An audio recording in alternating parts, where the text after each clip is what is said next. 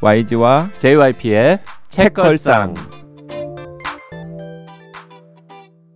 책에 관한 걸쭉하고 상큼한 이야기. YG와 JYP의 책걸상이 찾아왔습니다. YG 강량구입니다. JYP 박재영입니다. 자, 오늘도 지난 시간에 이어서 서울 리뷰 오브 북스의 편집장 맡고 계신 서울대학교 홍성욱 교수님 나와 계십니다. 어서 오십시오. 예, 반갑습니다. 네. 자, 교수님 재밌는 얘기 좀 이따 듣기로 하고요. 댓글 몇 개만 소개하겠습니다.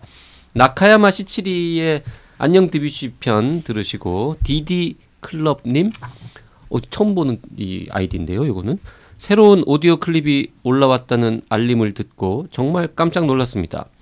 제가 추천했던 책으로 방송된다는 것과 제가 본명으로 구입했고 또 제 이름이 클립 제목에 딱 쓰여질 줄 몰랐습니다. 그리고 메일을 끝까지, 그것도 추신까지 읽어주실 줄이야. 정말 너무 많이 부끄럽네요. 한 번도 소개가 안 되어서 책걸상 청취자들과 다 같이 읽고 즐겼으면 해서 추천한 것 맞습니다. 그렇다고 답답하거나 이상하다고 전혀 생각하지 않았습니다. 지금도 흥분된 감정을 주체 못하고 있지만 감사하다는 말씀을 드리고 싶어서 처음으로 댓글을 씁니다. 그 헌정방송의 지금 당사자가 주인공께서 남기셨습니다. 듣고 지금 우아하고 댓글을 주시고 있는 거군요. 네, 댓글이 굉장히 깁니다. 이거 다 읽어야 합니까? 저도 미코시바 레이지 변호사 시리즈가 더 재미는 있었습니다. 하지만 나카야마 시치리를 소개할 때 그 책은 YG님이 말씀하신 것처럼 작가를 모르는 사람들에게 첫 책으로 추천하기는 힘들 것 같아서 데뷔작 안녕 드뷔시로 결정했습니다. 그러니까 실제로 방송 후에 이 미코시바 레이지 변호사 시리즈의 각권을 먼저 접하신 분들이 거부감을 이야기하시는 분들이 있더라고요. 네, 맞아요. 안녕 드뷔시로 하기를 잘한 것 같습니다. 네, 김원비 작가님도 이 책을 읽고 한동안 클래식에 빠져들었다는 말씀에 공감하면서 너무 기분이 좋습니다. 그리고 이현승 번역가님, 제 첫사랑 아니고요. 그냥 동명이인일 뿐입니다. 네, 그리고 그 헌정방송 듣고서 이제 추가로 댓글 남기셨는데요. 2번이나 헌정방송을 해주셔서 감사합니다. 책걸상을 듣는 다른 분들에게 미안해지네요. 단 한 번도 기분 나쁘지 않았고 매 순간 웃으면서 들었습니다. 좋은 책을 알려주셔서 고맙다는 말씀을 듣는 순간은 울컥해지기도 했습니다. 특히 혼비님이 제 스토리가 좋았다는 말씀 너무 감격스러웠어요. 그리고 저도 읽은 지 오래됐지만 생각해보니 작가의 보석 같은 말들이 오랫동안 요원이 있었네요. 앞으로 더 애정하고 더 열심히 청취하는 독지가가 되겠습니다. 글솜씨가 부족해서 제가 느낀 감정을 글로 표현하기가 힘들지만 정말 감사합니다. 네, 다음번 크라우드 펀딩 때 또 뵙겠습니다. 그러면 네, 그리고 일본에서 우리 방송 들으시는 치즈루님, 나카야마 시치리 소리 듣고 깜짝했습니다. 미코시바 레이지 변호사 시리즈는 우리 아들이 좋아해서 집에 다 있거든요. 미코시바라는 성이 추리물 분위기에 맞는지 가미나가 마나부 작가도 확률수사관 미코시바 가크토 시리즈를 내고 있는데 그것도 인기가 좋습니다. 우리 집엔 그것도 다 있고요. 아들이 올해 고3인데 추리소설만 열심히 읽어서 걱정이 태산입니다. 라고 주셨습니다. 네. 치즈루님은 일본 분이시고 일본 책 많이 읽으셨는데 그동안 우리한테 이거 왜 안 알려줬어요? 응? 그러니까요. 나카야마 시치리 분명히 알고 계셨구만. 아들이 책도 다 읽고. 다음에 저희가 잘 모르는 또 좋은 일본 작가의 책 있으면 알려주시기 바랍니다. 자, 다시 홍성욱 교수님과 얘기 나눠보도록 하겠습니다.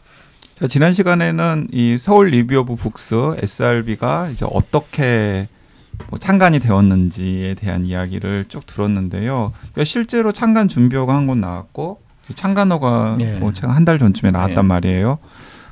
일단 찬찬히 읽어봤어요. 그랬는데 이게 좋아요.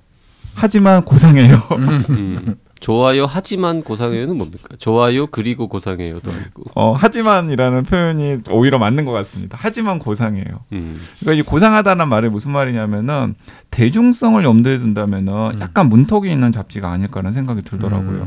그 고민들 하셨겠죠? 어느 정도의 톤으로 쓸 건가? 고민 많이 했죠. 지금도 뭐 계속 하고 있는 문제고요. 근데 그냥 아주 쉽게 읽히는 에세이 같은 걸 쓰려고 하는 건 아니고요. 그렇지만 열심히 읽었을 때 이해가 안 되는 글을 쓰면은 그건 이제 문제가 있는 글이죠. 그래서 열심히 읽는 독자들이 정독을 했을 때 충분히 그 뜻이나 의미가 이해가 되는 정도의 수준을 맞추려고 노력을 하고 있습니다. 네. 근데 좀 걱정이 되는 게 그 조심스럽게 걱정스러운 대목을 말씀을 드리면 창간 준비호도 그렇고 창간호도 그렇고 일단은 그 모이신 편집위원들 그러니까 SRB를 내자라고 결의를 하신 분들이 사실은 대부분 편집위원들이시잖아요. 그 편집위원들은 그냥 이름만 들어도 알 법한 글 잘 쓰시는 교수님들이세요.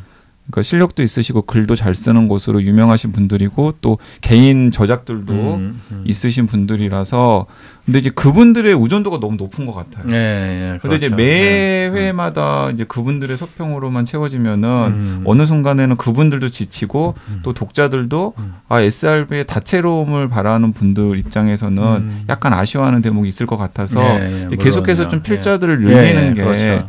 이번에 창간호에 편집위원이 아닌데 글 쓰신 분이 있습니까? 그럼요. 있죠. 박한선 선생님도 그렇고 여기 그 안전에 대해서 썼던 박한선 선생님이랑 김도영 선생님도 그 편집위원이 아니시죠. 저희가 원칙은 그 부분에 대한 원칙은 원래는 1년에 4번을 내면은 편집위원이 2번 쓰자. 2번 쓰자라는 거였어요. 그러니까 그렇게 보면 평균적으로 글의 반은 이제 비편집위원에게서 저희가 받는 글이 될 거다. 그런데 약간 이제 처음에 영어를 내고 이렇게 뭐 경제적인 부분을 계산을 하니까 지금 편집위원들은 원고를 안 받아요. 편집위원들은 제작비 절감 차원에서 편집위원들이 저희가 한번 결의를 했어요. 이게 잘 될 때까지는 안 받지 말자 하는. 슬퍼. 이렇게 좋은 글인데 원고료가 없어. 그러니까 너무 미안한 거죠. 너무 미안하고. 근데 이제 지금 이제 고등교육재단 내 후원 때문에 그 부분이 좀 그 부분은 많이 좀 이제 정상화되고 많이 정상화되고 해결이 될 수 있는 가능성. 저희 두 사람도 글을 많이 쓰는 사람들이지만 원고료 없는 글을 쓸 때는 되게 이제 약간 성격이 나빠지고 글도 좀 까칠해지고 그렇지 않습니까? 그러니까 이제 까칠해지니까 책을 더 하시하게 막 평가하고 이러는 거 아니에요? 원고료가 없어가지고 까칠해지기 때문에 책의 방향성에는 더 맞을 수는 있죠. 일부러 그래서 원고료를 안 주는 방향으로. 아니 이제 기본적으로 제가 SRB 편집위원으로 계시는 분들이랑 소셜 미디어로 연결돼 있는 분들이 많이 있으세요. 그런데 그분들이 지난 겨울 방학 때 다 툴툴거리세요. 겨울 방학 반납했다. 읽기 싫은 책을 몇 권이나 읽어야 되는지 모른다. 근데 그래서 그 원고를 써가지고 SRB에다가 주었다. 왜냐하면은 SRB에 쓰는 서평은 꼭 내가 읽고 싶은 책만 읽고서 서평을 쓰는 것이 아니라 비판해야 될 책. 그러니까 선뜻 SRB가 아니었으면은 완독을 하지 않았을 책들도 다 완독을 한 다음에 이제 뭔가 리뷰를 해야 되는 거잖아요. 그러니까 그게 그런 거예요? 쓰는 입장에서는 좀 자기가 읽고 싶은 곤욕스러운 거죠. 읽어야 더 뭔가 재밌게 서평을 쓰지 않습니까? 그러니까 이제 책을 선정하는 방식은 일단 그 편집위원들이 가지고 와요. 나는 이번 호에 1, 2, 3순위를 해서 이러이러한 책을 리뷰를 하고 싶다 하면은 그걸 놓고 다 펼쳐놓고 저희가 토의를 합니다. 토의를 해서 이제 책을 고르고 그러면서 어떻게 보면 자연스럽게 좀 특집 같은 주제를 묶어봐요. 묶어보면은 그 상태가 되면은 또 다른 책을 요구할 수도 있죠. 편집위원한테. 그렇죠. 이 특집에는 오히려 이 책이 좀 더 중요하지 않냐. 것 같은데 이게 빠진 것 같다. 이 부분을 누가 좀 해줄 수 없겠냐. 뭐 이런 식으로. 그렇죠. 처음에 각자 들고 오는 세 권은 다 읽고 나서 가져오는 겁니까? 아니요. 그런 것도 있을 수 있고 이게 뭐 나온다 그러더라. 안 읽은 상태에서 중요한 책이라 그러더라. 이런 책이 나왔다. 뭐 이런 걸 이제 정보를 듣고 가지고 올 수도 있고요. 자기가 읽은 거일 수도 있고 읽었는데 정말 좋다. 그렇게 해서 편집회의를 하다가 그러면 그거 좋은데 그 책 플러스 그러면 이거 한 3권 더 엮어가지고 4권을 다 읽고 한꺼번에 뭐 리뷰를 하나 쓰면 좋을 것 같다라고 하면서 그럼 그걸 누가 쓸 거냐? 그 제일 막내 편집위원 네가 써라 뭐 이렇게 해가지고 덤태기 씌우고 뭐 이런 방식입니까? 그런 건 아니에요. 저희는 굉장히 민주적으로 제가 아니 홍성우 선생님만 민주적이라고 생각하시는 거 아닙니까? 다른 사람 의견을 들어봐야 됩니다. 나중에 한분 모셔보세요. 송지우 선생님이라든지 송지우 예. 선생님이 가장 막내격인가요? 가장 막내는 아닐 거예요 아마. 예, 나이를 잘 몰라요 맞다. 저희가 정확히. 근데 이게 이제 진짜 어려운 작업인 게 보통 우리가 서평 그러면은 쉽게 떠오르는 거는 이제 일간지에 주말에 실리는 그 서평인데 그건 그냥 한 권에 대한 이야기잖아요. 근데 SRB에 실리는 꽤 많은 글들은 단순히 한 권 읽고 서평을 쓰는 게 아니라 뭐 주제에 따라서는 2권, 3권, 4권, 심지어 이 중비호의 홍성욱 교수님이 직접 쓰신 그 바이러스 코로나 그 관련 책은 7권인가를 그렇죠. 많이 다 읽고 글 한 편 딱 쓰고 뭐 이런 거라서 정말 7권 중에 우리는 바이러스 그래요. 살아간다가 네, 있어요. 네. 우리는 바이러스 정말 좋은 책. 살아간다. 정말 네, 좋은 책이에요. 책. 예, 7권 중에 1번 입디다. 네. 네. 그래서 굉장히 힘든 일이고 그다음에 그 뭐 예를 들어서 3권, 4권을 다룬다고 하면 그게 끝이 아니라 뒤에 가니까는 이것 말고 추가로 읽으면 좋을 책. 예, 그렇죠. 또 추천하고. 예. 그러니까 보니까 약간 지적인 YG들이 내는 책인 것 같아. 저랑 이 친구도요 방송할 때 정말 무지하게 책 많이 읽거든요. 그러면서 막 한 권 읽고 한 권을 주제로 방송을 하면서 뭐 같이 읽으면 좋을 책이라면서 막 2권, 3권, 4권, 5권을 막 읊어댄단 말이죠. 근데 저랑 비교할 게 아니고요. 진짜 SRB의 책을 쓰시는 선생님들은 정말 그런 공부와 책 읽기에 좀 특화된 분들인 것 같다는 생각이 들어요. 그 공력을 지금 유감 없이 창간 준비와 창간 후에 쏟아내셨다는 생각이 들고 감사합니다. 그래서 한 편 한 편이 굉장히 독립적인 서평 에세이이기도 하지만은 또 사실 학술 잡지에 실려도 손색이 없을 법한 그런 서평이에요. 이제 그러다 보니까 제가 아까 잠깐 말씀드렸던 이제 문턱이 좀 높다라는 그런 생각이 든다는 거죠. 저희가 그 서평을 쓰면은 그 각자 쓴 서평을 구글 닥스에 올려요. 근데 그 서평을 좀 원고 마감이 일러요. 저희가 일러서 구글 닥스에 올리고 그거를 다 봅니다. 다 봐서 구글 닥스는 고칠 수가 있잖아요. 그 코멘트를 달고 이러는 게 굉장히 쉽기 때문에 나중에 한 일주일 정도 뒤에 보면은 그 저희 편집위원들의 코멘트가 빽빽히 달려 있어요. 이거는 뭐 이해가 안 된다. 이거는 더 설명했으면 좋겠다. 이 부분은 표현을 바꿨으면 좋겠다. 이건 뭐 문법이 틀렸다. 뭐 맞춤법이 틀렸다부터 더 좀 이거를 팠으면 좋겠다. 이건 뭐 이런 거의 학술지 심사 시스템이에요. 근데 그게 한 분이 이건 아니라, 네가 오독한 거다. 뭐 이런. 뭐 그럴 수도 있죠.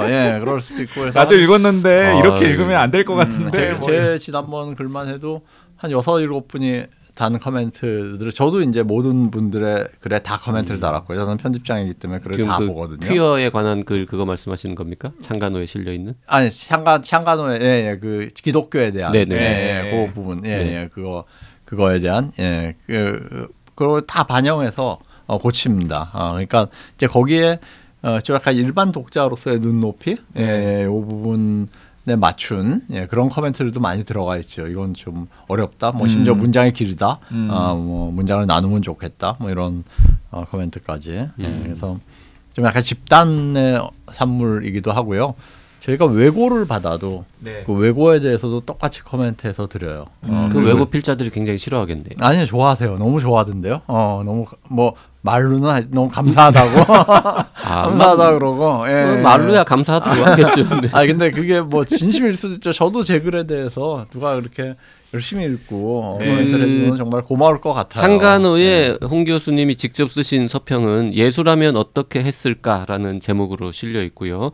성서 퀴어를 옹호하다라는 박경미님의 책에 대한 리뷰입니다. 아주 흥미롭게 잘 읽었습니다. 요런 책에 관한 리뷰는 특히 그 동료들의 코멘트가 많이 달리지 않을까 이런 생각도 그리고 해봤고요. 그 성서 퀴어를 옹호하다 그 책도 굉장히 좋은 책이에요. 아 그래요? 네. 정말 많은 책을 읽는. 그리고 제가 박경민 선생님이랑 친하거든요. 모르는 책이 없는 모르는 분이 모르는 책이 없고 모르는 사람이 없는 YG. 네. 그 책 내용 얘기도 조금만 좀 하죠. 너무 지금 만드는 과정에 대한 얘기를 했는데. 그런데 저는 이제 필자에 대해서 한 가지만 더 그 약간 우려가 되는 입장을 말씀을 드리면 제가 프레시안 북스 서평 앱지 만들 때 사실 가장 청탁할 때 두려운 그 직업군이 대학 교수님들이셨거든요.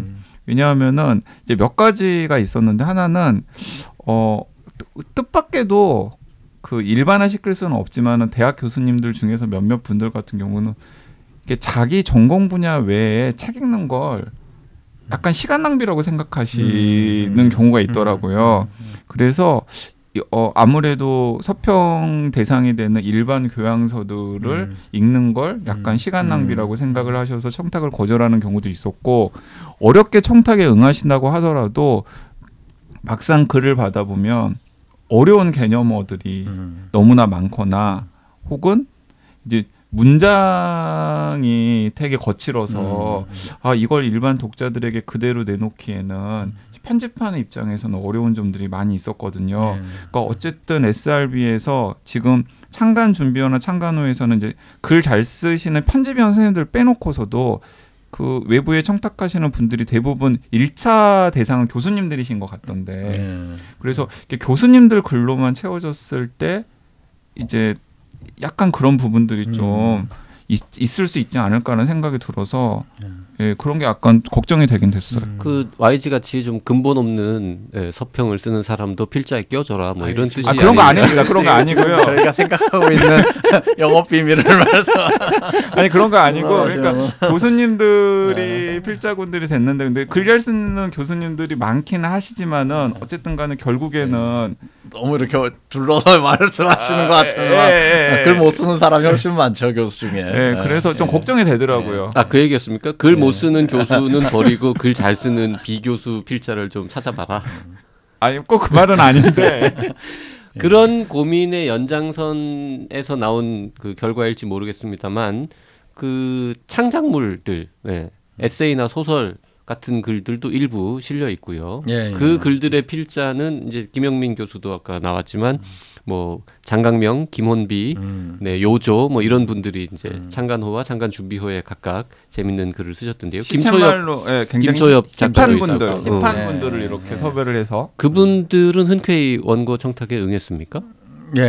뭐 많은 분들이 바빠서 다음에 하겠다 뭐 이런 분들은 계세요. 그러니까 2호, 3호 저희가 지금 2호, 3호, 4호까지 그 에세이 필자들이 라인업이 거의 다 돼 있는 상태입니다. 그래서 서로 쓰려고 하는 건가 지금 벌써? 그래서 팬이 많은 또 독자들이 사랑하는 그런 분들이 저희는 뭐 아무래도 좀 책에 대한 에세이들 이런 것들을 해주면 좋은데 꼭 책에 국한되지 않더라도 그냥 저희 살아가면서 이렇게 접할 수 있는, 생각할 수 있는 그런 글들. 맨 마지막에 이제 리터리처라는 섹션을 만들어가지고 뭐 창간호 같은 경우에는 이제 3편의 글이 실려 있는데 이 편집위원분들께는 죄송합니다만 저는 맨 뒤에 여기가 제일 재밌는데.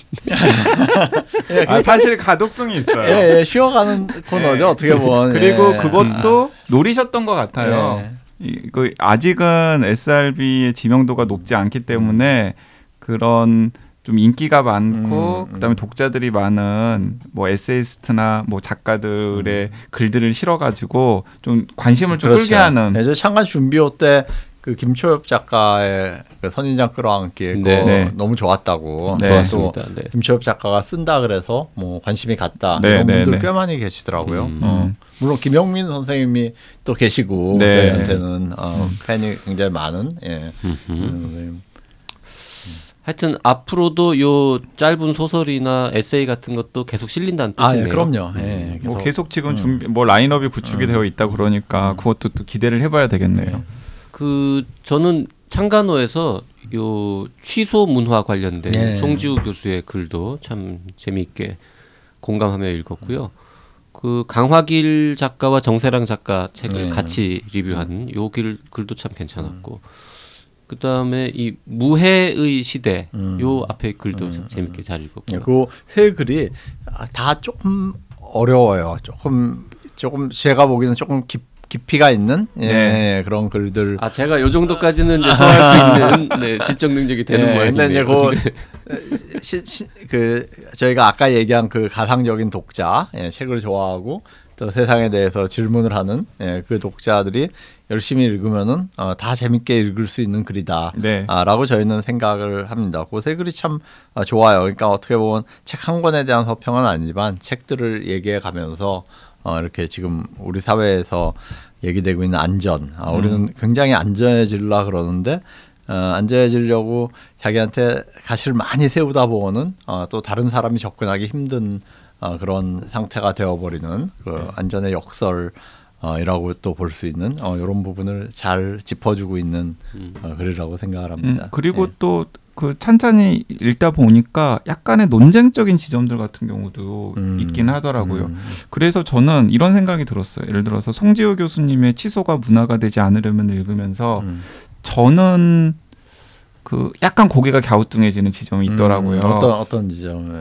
그러니까 이제 송지효 교수님 같은 경우는 이제 오바마라던가 아니면은 조너선 하이트의 입장에 대해서 일정 부분은 공감이 되지만은 그런 식으로 생각하지 않아야 된다라고 이제 비판하신 대목이 있잖아요. 근데 그걸 저는 약간 더 뾰족하게 썼으면 더 좋았지 않았을까. 차라리 좀 더 논쟁적으로.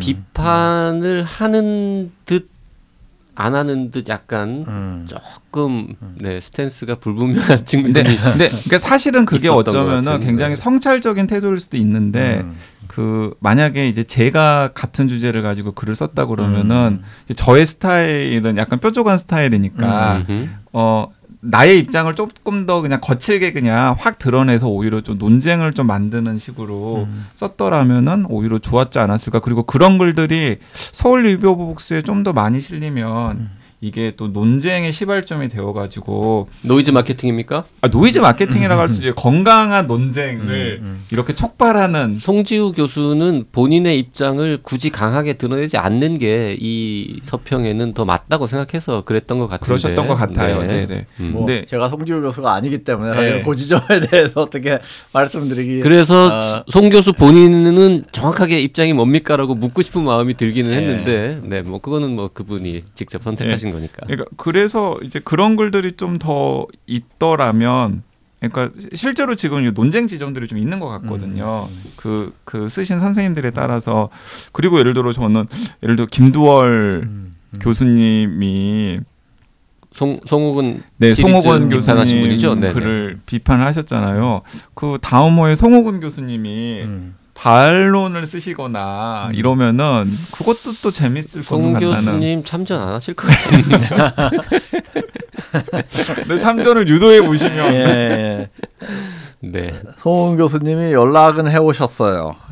봤다고요? 뭐 봤다고만은 아니고, 네. 그거 플러스 어떤 내용이 담긴 연락은 해오셨는데, 문제는 약간 이거를 저희한테 보내는 반론의 형태가 아니라 약간 필자한테 보내는 편지의 형태로 이렇게 보내오셔가지고 공개적인 편지가 아니라 그냥 필자 개인에게 그래서 이걸 어떻게 해야 되나. 이게 반론이면은 참 좋을 텐데, 반론이면 우리가 그거를 이제 게재를 하고 그거에 대한 또 그 서평자의 간단한 답을 같이 게재를 하면 좋을 텐데, 이게 약간 개인적인 그런 편지의 형태로 보내오셔가지고 제가 한번 뭐 접촉은 해볼까 하는 생각도 있어요. 그래서 만약에 선생님이 이거를 뭐 저희는 사실 저희 목표 중에 하나가 반론에 대해서 열려 있는 그런 매체를 만들겠다라는 거기 때문에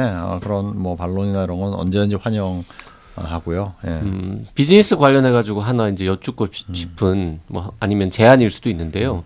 요즘 그 구독 경제 시대에 그 몇 가지 모델이 있지 않습니까? 뭐 그 무슨 월간 일간 이수란가, 주간 이수란가, 하여튼 그런 것도 있고 에세이를 이렇게 몇 분의 필자들이 돌아가면서 써가지고 하나씩 이메일로 보내주는 유료 구독 방식도 있고 한데, 이 종이책의 매력, 장점 이런 것들을 고려할 때 뭐 종이책을 만들지 마시라고 할 수는 없을 것 같고, 뭐 병행해가지고 가령 원고 청탁도 그렇게 빨리빨리 하고 글도 빨리빨리 모으는 방식이라면 그걸 잘 좀 일정을 조절해가지고 예를 들어서 온라인으로 일주일에 뭐 한 편씩 이렇게 글을 받는 그러니까 종이책보다 먼저 오히려 원고를 읽을 수 있는 이런 권한을 주는 그런 구독 모델 같은 건 어떨까요? 저희가 일단 하나는 전자책을 곧 낼 거고요. 네.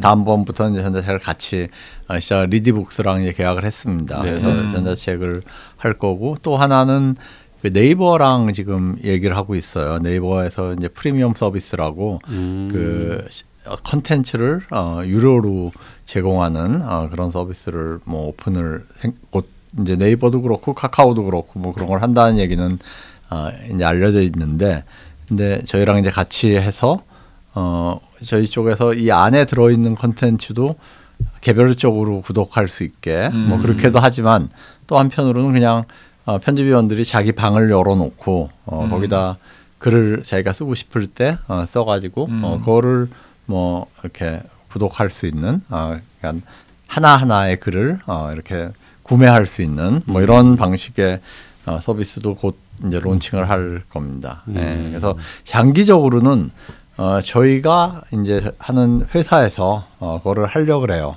장기적으로는. 근데 우리가 당장은 아직 그런 뭐 노하우라든지 이런 게 충분치 않기 때문에 조금은 이제 기존의 그런 뭐 캐리어라고나 할까요? 예, 이런데 힘을 좀 빌어서 시작을 하다가 장기적으로는 좀 저희 목표는 굉장히 원대해요. 네, 원대한 것 같습니다.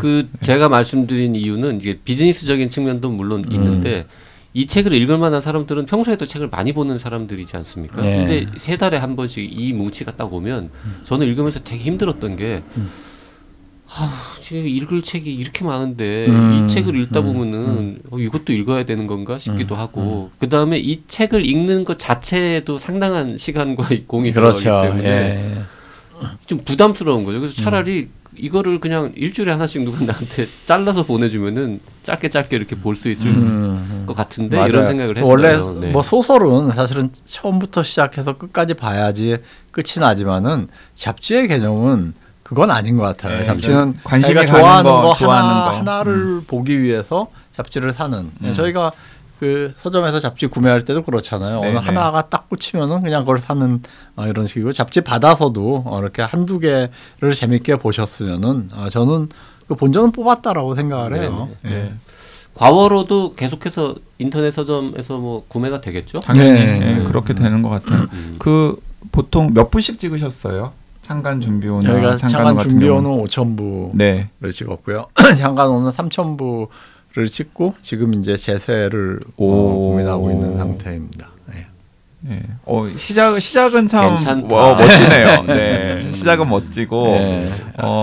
강한 과학은 재수에 들어갔습니까? 제세 아직 못 들어갔어요. 저런. 하지만 뭐 걱정하지 않습니다. 네. 여행 준비의 기술은 3수에 들어갔다고 말했죠. 이제 저번에. 3번째 듣고 있습니다. 네. 죄송합니다. 네. 저희가 이렇게 중간중간에 깨알같이 저희 책을 홍보하는 시간을 갖고 있습니다. 네, 홍 양해해 교수님 주시기 나중에 바랍니다. 진짜 5,000명 정기 구독자 돌파가 되면 그때 한 번 더 모시고 성공 비결 같은 것들을 같이 공유를 해야 되겠다는 생각이 드네요. 그러게요. 자, 시간이 많이 지났는데 저희 책만 지금 홍보할 게 아니라 이 홍성욱 교수님 본인도 굉장히 많은 좋은 책을 이미 쓰셨단 말이죠. 네, 그리고 감사합니다. 최근에 뭐 이렇게 어디 코로나 때문에 그래요? 왜 이렇게 갑자기 책을 더 자주 내시는 것 같은 느낌을 받았는데. 코로나 때문에 SRB 만드시는 일도 바쁘실 텐데 단독 저작들도 최근에만 한 3권이 나왔던데요? 몇 달 사이에? 네, 맞아요. 한 반년 사이에? 네. 네. 그 중에서 좀 제일 이 책은 좀 많이 읽어줬으면 좋겠다 싶은 거를 좀 골라서 소개를 좀 해주시죠. 그러니까 이제 2020년 11월에 실험실의 진화가 네, 나왔고요. 실험실의 진화. 그리고 또 모던 테크라는 모던 테크라는 책이 또 12월에 12월에 나왔고, 네. 그리고 또 그 전에도 책이 나왔잖아요. 포스트 휴먼 오디세이. 네, 포스트 휴먼 오디세이는 네, 2019년에 나왔었고, 나왔고. 네. 포스트 휴먼 오디세이는 YG는 읽었잖아요. 네, 그러니까 포스트 저번에 휴먼 한번 잠깐 얘기한 적이 오디세이는 있는데. 읽고서 같이 책걸상에 한번 하자 하자 그랬는데 제가- JYP가 안 읽고 제가 좀 나중에 읽자고 힘들다고 좀 미뤘던 책인데. 네. 그러니까 이제 포스트 휴먼 오디세이는 제가 생각하기에는 굉장히 좋은 책이에요. 왜냐하면은 지금 예를 들어서 뭐 포스트 휴먼, 트랜스 휴먼 이런 이야기들이 언론 매체에 자주 등장을 하고 이제 많은 사람들이 그런 얘기들을 그냥 뭐 모두가 다 안다는 듯이 쓰잖아요. 근데 이 포스트 휴먼 오디세이라는 책은 그 트랜스 휴먼이라고 하는 개념이 어떤 역사들을 통해서 우리 앞에 등장했는지, 그리고 또 포스트 휴먼이라는 개념은 또 어떤 역사들을 통해서 우리한테 등장했는지, 그리고 지금 우리가 지향해야 될 방향은 어떤 방향인지에 대한 선생님의 견해까지 들어있는 책이라서 한편에 근사할 것 같네요. 네, 한편에 그런 약간 지식 역사와 관련된 책이기도 하면서도 미래 전망도 있습니까 혹시 그 책에? 마지막에 마지막에 마지막 네, 근데 네. 미래 전망이라기보다는 선생님의 제언이죠, 제언. 우리가 이런 식으로 우리의 삶이라던가 세상과 맺는 관계 방식을 재구성해야 되지 않겠느냐라는 제가 보기에는 상당히 멋진 전망까지 같이 있는 책이고, JYP가 두려워할까 봐서 제가 언급을 해주면 두껍지도 않아요. 아 그래요? 네. 그런 거 한번 다시 읽을까? 그러니까 그 저는 이제 홍성욱 선생님을 되게 오랫동안 봐왔고 또 오랫동안 독자로서 여러 책들을 읽어왔는데 큐레이션에 남다른 재주가 있으세요. 네, 그러니까 큐레이션에 남다른 재주가 있으셔서 정말 그 포스트 휴먼 오디세이에도 굉장히 방대한 양의 지식이라던가 정보라던가 관점들을 선생님의 시각대로 잘 큐레이션을 하시면서 또 본인의 견해까지 딱 내놓으셨더라고요. 그래서 저는 그 책 굉장히 좋았었고, 최근에 낸 책은 제가 미처 읽어보지 못했는데 그 책들도 상당히 문제작들인데 어떻게 연달아서 두 권을 같이 내셨어요? 실험실의 진화. 이건 무슨 책입니까? 어떤 책인지 좀. 말 그대로 실험실의 진화고요. 실험실이라는 게 지금 뭐 모든 과학에서 다 쓰고 있잖아요. 과학이나 공학에서 다 실험실을 가지고 있는데 그게 뭐 몇백 년 전에만 해도 없었던 거거든요. 실험실이라는 게. 그래서 그 실험실이 어떻게 처음에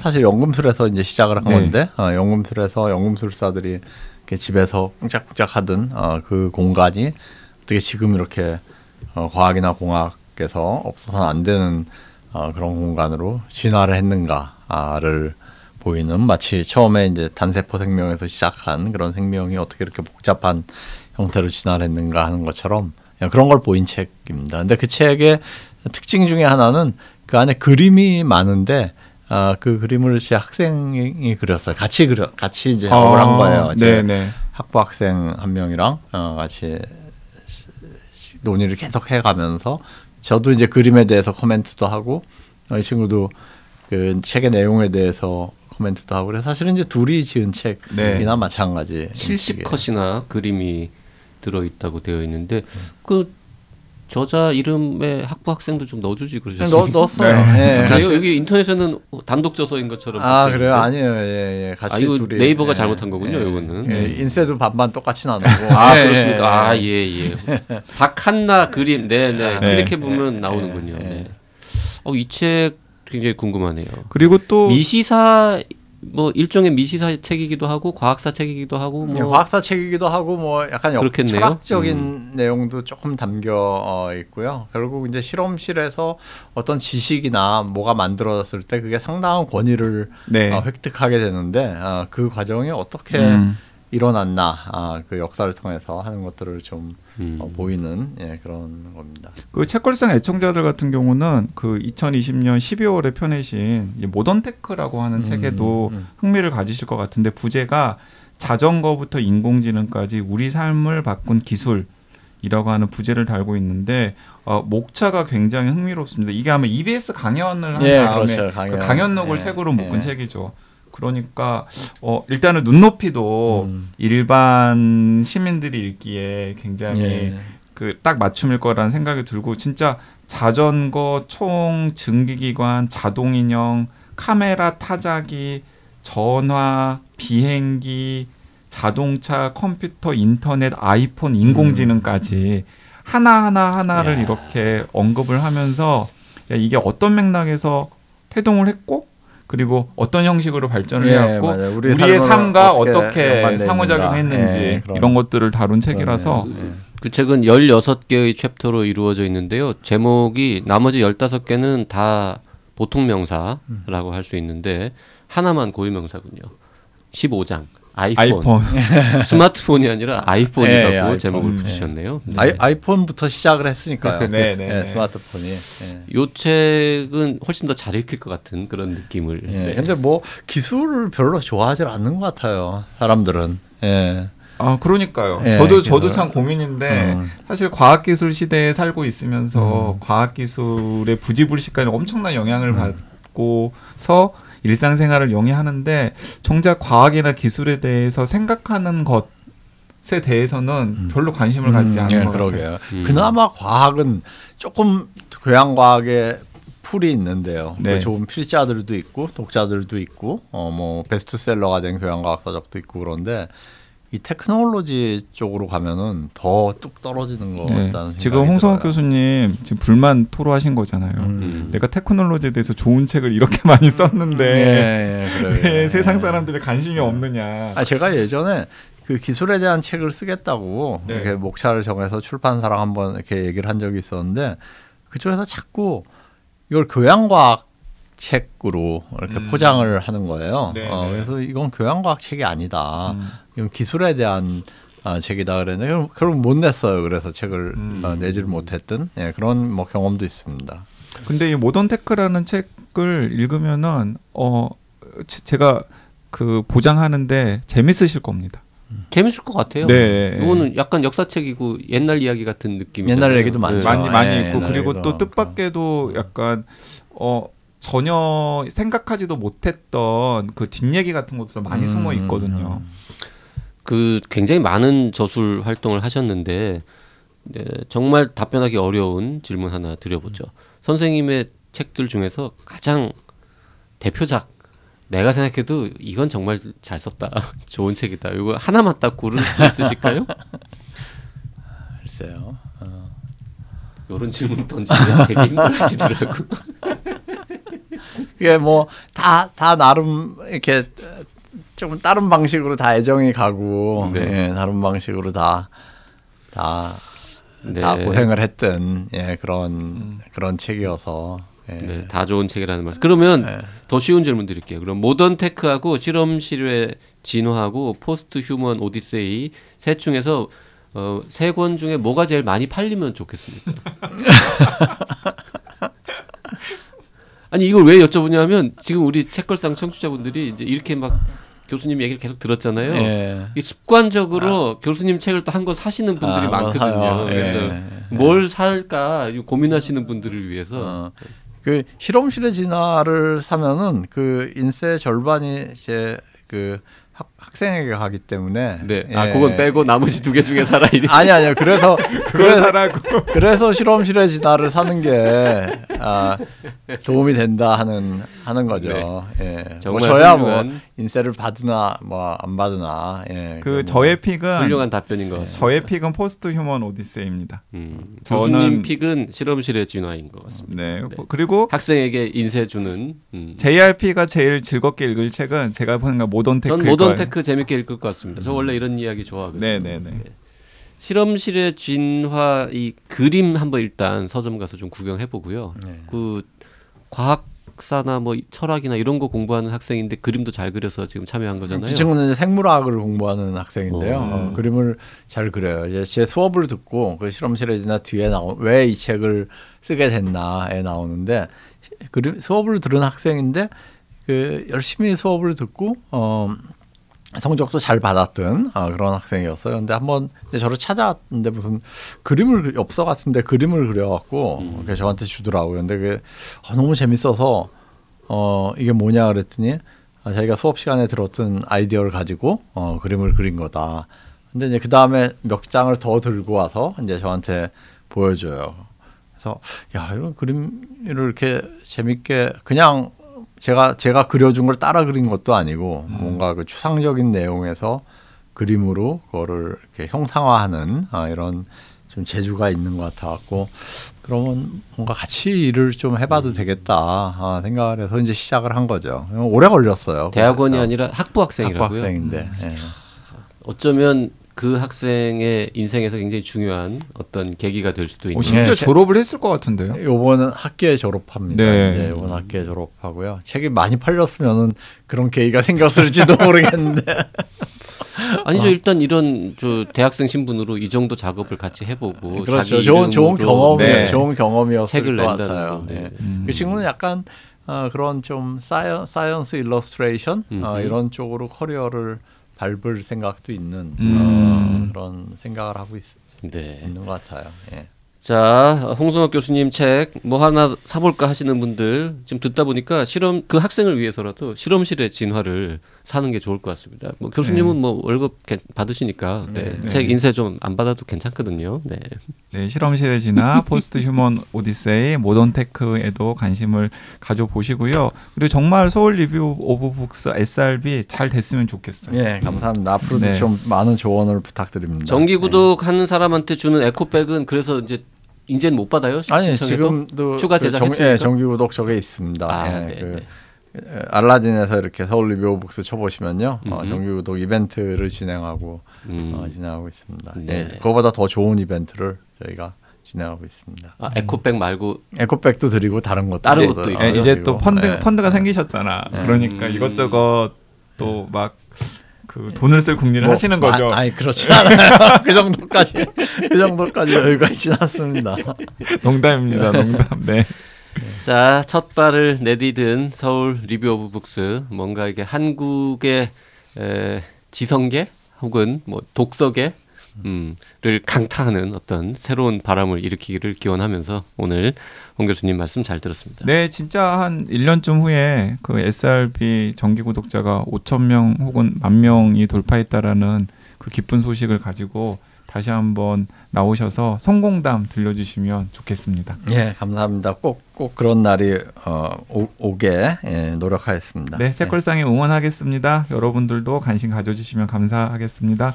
네, 홍성욱 선생님 감사합니다. 네, 고맙습니다. 네, 고맙습니다. 예.